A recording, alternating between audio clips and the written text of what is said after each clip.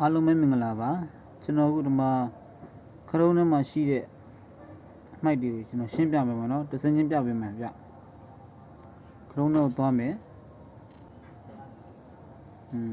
ဒါဆိုရင်တော့ဒီမှာ1430ရှိတယ်ပေါ့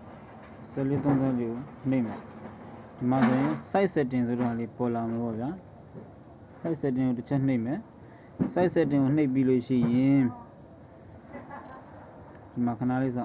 ဟိုးအောက်ဆုံးမှာ site setting ကိုပဲထပ်နှိပ်မယ်ပေါ့နော်ဒီမှာဆိုရင်အောက်ဘက်ကိုတစ်ချက်သွားမယ်သွားပြီးအောက်မှာ data store ဆိုတာရှိတယ်ခင်ဗျ data store တစ်ချက်ထပ်နှိပ်မယ်ပေါ့နော်